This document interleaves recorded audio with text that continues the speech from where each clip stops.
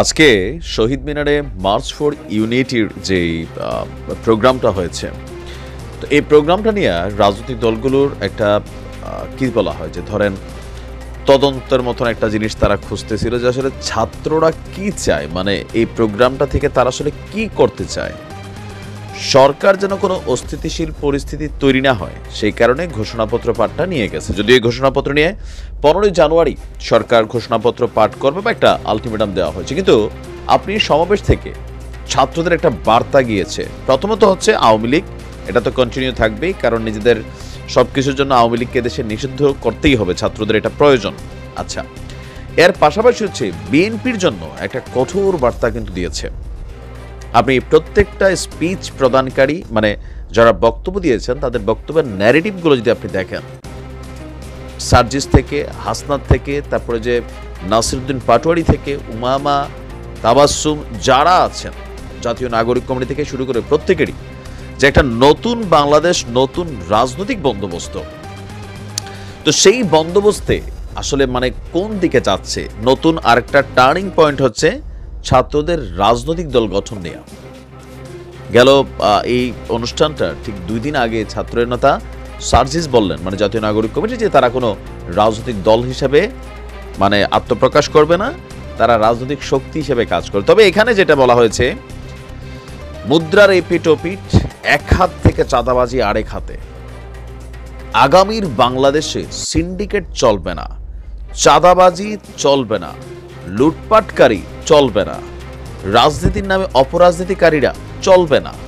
এরকম নানান বক্তব্যগুলা যে দিয়েছে, এই বার্তাগুলা কোথাও না কোথাও মানে কার দিকে যাচ্ছে, এটা বেসিক্যালি আপনার বিএনপির দিকে যাচ্ছে। কারণ গেল 4-5 মাস বা এই আন্দোলনের মেটিকুলাস প্ল্যানের অংশ হিসাবে আপনি যাদেরকে পেছনে দেখেছেন, কোথাও না কোথাও অধিকাংশই বাংলাদেশ জামাত ইসলামের সহযোগী সংগঠন ছাত্র শিবিরের নেতাকর্মীরা ছিলেন। আমরা যখন সমন্বয়কদের একের পর এক দেখছি যে শিবিরের নেতাকর্মীদের আত্মপ্রকাশ ঘটেছে, তো সমন্বয়দের সাথেই বেশিরভাগ কানেক্টেড ছিলেন। তো বিএনপির কিন্তু আপনি দেখেন এতগুলা এই যে কমিটি হয়েছে, যে আমাদের এই পোলাপান যেগুলো আছে বৈষম্য বিরোধীর, এদের সাথে পেছনের সারিতে লিড করছে আন্দোলনকে, পেছনের সারিতে নেতৃত্ব দিছে আন্দোলনকে। বিএনপির ভেতর থেকে আপনি দেখেন 2-1টা ছেলেপেলে কিন্তু খুঁজে পাওয়া যাচ্ছে না। আবার বিএনপির সাথে এই বৈষম্য বিরোধী সমন্বয়কদের দা কুড়াল একটা সম্পর্ক কিন্তু তলে তলে চলে। আবার জামাত শিবিরের সাথে সৌহার্দ্যপূর্ণ ভালোবাসার সম্পর্ক কিন্তু চলে। আজকে সার্জিস আপনারা জানেন সকালবেলা কি বলা হয় যে আমাদের জামাত ইসলামের যে সংগঠন ছাত্র শিবির, তাদের যে একটা বিশাল প্রোগ্রাম ছিল কর্মী সমাবেশ 15 বছর পর, সেখানে সার্জিস আপনার উপস্থিত হয়েছিলেন, অতিথি হিসাবে বক্তব্য দিয়েছেন। শিবিরের কর্মীরা ব্যাপক উচ্ছ্বাস প্রকাশ করেছেন। সার্জিস বলছিল যে ওই আন্দোলনের সময় শিবিরের সাথে একই টেবিলে বসে এই শেখ হাসিনা সরকারকে বিদায়ের অনেক পরিকল্পনা করা হয়েছিল, কিন্তু আমরা বিএনপির ইস্যুটা এ পর্যন্ত কিন্তু দেখি নাই। এর আগেও একজন সমন্বয়ক আব্দুল কাদের সম্ভবত সে বলছিল যে যখন কি বলা হয় যে নাহিদ সার্জিসরা এই আন্দোলন করতেছিল, মানে 9 দফা টু 1 দফার টার্নিং পয়েন্টের মধ্যে জামাতের যারা শিবিরের যারা বড় নেতা ছিল ঢাকা ইউনিভার্সিটিতে এরকম পরিচয় গোপন করে যারা রাজনীতি করত, তাদের সাথে কানেক্টিভিটি হয়েছে এই বৈষম্য বিরোধীদের।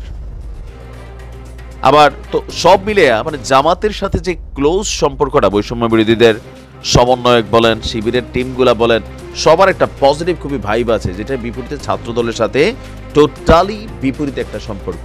ইভেন রাজনৈতিকভাবে বিএনপি জাস্ট বলতে পারতেছে না আর কি, বিএনপির যে অবস্থানটা এই সমন্বয়কদের বিপরীতে আওয়ামী লীগের যা এর থেকে কোনো অংশে কম না, বরঞ্চ কিছু অংশে আপনি বেশিই ধরতে পারেন। কেন? আওয়ামী লীগের যা হওয়ার হয়ে গেছে, বিএনপির ঠিক সামনে ক্ষমতাটা এরকম কিন্তু ঘোরাফেরা করতেছে, কিন্তু এই ছাত্ররা বলটারে লাথি দিয়েই কিন্তু এই কোর্ট থেকে ওই কোর্টে নিয়ে নিচ্ছে। এই জিনিসটা হজম করা আরো বড় কষ্টকর। আপনার হাতে ক্ষমতাটা আসতেছে, আশেপাশে আছে, কিন্তু আপনি টাচ করতে পারতেছেন না, আবার এটা ছুইটা যাওয়ার একটা শঙ্কা দেখা দিচ্ছে। তো সবকিছু মিলে এখানে বিএনপির জন্য কিন্তু একটা বার্তা এখানে চলে আসছে। আজকে সবার বক্তব্যগুলো আপনি শুনলেই বুঝবেন। আওয়ামী লীগের জন্য আছেই, আওয়ামী লীগের জন্য যেই কারণে, বিএনপির জন্য ওই কারণে না। আওয়ামী লীগের জন্য এই কারণে যে কখনো কোনো কারণে আওয়ামী লীগ যদি এই দেশে অনুপ্রবেশ করে বা আওয়ামী লীগের রাজনীতি যদি আবার সোচ্চার হয়, সক্রিয় হয়, এই ছাত্রদের কপালে দুর্গতি আছে, এটা একটা বাচ্চা ছেলেও বোঝে। তবে বিএনপির হিসাবটা আলাদা। বিএনপির হিসাবটা হচ্ছে ক্ষমতাকে কেন্দ্র করে একটা হিসাব এখানে মেটিকুলাসলি তো চলছে।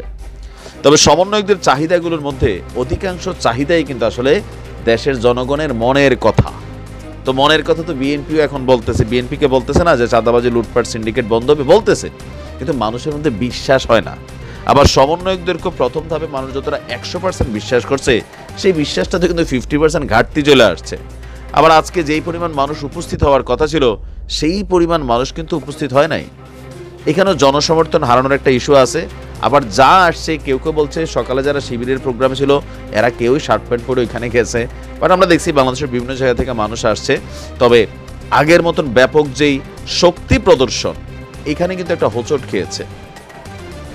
তো সবকিছু মিলিয়ে এখন তাদের যে সরকারের যে ব্যাকআপ অংশটা, এটা যদি সরে যায় তাহলে বৈষম্য বিরোধী আন্দোলনের মাঠে বিএনপির সাথে টিকে থাকা কষ্টকর হয়ে যাবে। সেনাবাহিনী, পুলিশ তারা যদি ধরেন নর্মাল একদম নিউট্রালি চলে যায়, বিএনপি যদি এরকম কর্মী সমাবেশ ডাক দেয়, বৈষম্য বিরোধীরা যদি ডাক দেয়, তাহলে বিএনপি এই মুহূর্তে শক্তিশালী হবে যদি বৈষম্য বিরোধী ছাত্ররা কোনো রকম রাজনৈতিক দলের সহযোগিতা বা সরকারের সহযোগিতার বাইরে মাঠে এসে দাঁড়ায়। আর বিএনপি তো বলছেই, আপনি ঘুরে ফিরে প্রত্যেকটা টক শো আমি শুনি তো কম বেশি বিভিন্ন কথাবার্তাগুলো, তো বিএনপির জন্য কিন্তু একটা কঠোর বার্তা। এখন বিএনপি শুধরাবে এটা ছাত্ররা বিশ্বাস করে না, জনগণের একাংশ বিশ্বাস করে না। তবে তারেক রহমান সহ ঊর্ধ্বতন যারা হাইকমান্ড আছেন, আপনি ওনাদের দেখলে দেখবেন পরিবর্তন হয়ে গেছে। এখন ক্ষমতাটা পাওয়ার পরে, চেয়ারে বসার পরে এই পরিবর্তিত রূপটা থাকবে কিনা, এই জায়গাতে একটা কনফিউশন আছে। তবে 17 বছর তারেক রহমান দেশের বাইরে থেকে যা দেখছেন, বিএনপি যা দেখছে, হাইকমান্ডরা তারা কিন্তু অনেকটা পজিটিভ ভাইবে চলে আসছে। কিন্তু ওই যে 5% বরাবরই বলি, এদেরকে বোঝানো বড় কষ্টকর। বিএনপি জন্য একটা কঠোর বার্তা ছিল আগামী নির্বাচনকে কেন্দ্র করে। তারেক রহমান বলছিল একটা যুদ্ধের মতন অবস্থান আসবে সামনে, নতুন একটা যুদ্ধ আসতে যাচ্ছে। এই যুদ্ধটা কিন্তু এই বৈষম্য বিরোধী প্ল্যাটফর্মের সাথেই বিএনপির ঘটবে। বৈষম্য বিরোধী প্ল্যাটফর্ম মানে বৈষম্য বিরোধী না, একের ভিতরে অনেক। একের ভিতরে সরকার, জাতীয় নাগরিক কমিটি, জামাত ইসলামের একটা বড় সাপোর্ট কিন্তু এই বৈষম্য বিরোধী। আবার বৈষম্য বিরোধীদের বড় সাপোর্ট জামাত এবং তাদের বিভিন্ন যে সহযোগী অঙ্গ সংগঠনগুলো আছেন। কারণ 5ই আগস্টের পর থেকে প্রত্যেকটা জায়গায়, প্রত্যেকটা সেক্টরে জামাত এবং বৈষম্য বিরোধীকে কাঁধে কাঁধ মিলিয়ে কাজ করছে। আপনি দেখবেন যে সরকারের বিপরীতে খুব হার্ড লাইনে যাওয়া কোনো সিদ্ধান্ত কিন্তু জামাত নিচ্ছে না, যেমনটা বিএনপি নিচ্ছে। কারণ জামাত চায় একটা লম্বা সময় মানে নির্বাচনের বিষয়টা মিনিমাম 1-1.5 বছর ওয়েটিং হোক, তাহলে জামাত তাদেরকে যে পুনরুজ্জীবিত করার পরিকল্পনা, তাদের নেতাকর্মী যেভাবে মানুষের সাথে ভালো সম্পর্ক লিড করতেছে, জামাতের আমির সুন্দরভাবে সারা বাংলাদেশ চষে বেড়াচ্ছেন, ভালো ভালো কথা বলছেন, মানুষ কিন্তু মুগ্ধ হচ্ছে। সো এখানে বিএনপির জন্য একটা কঠোর বার্তা আসছে। আওয়ামী লীগের টাইম বাদে দিলাম, এটা তো অ্যাজ ওয়েল চলতেছেই। দেখা যাক বিএনপি বিষয়টাকে কিভাবে নেয়। আসসালামু আলাইকুম।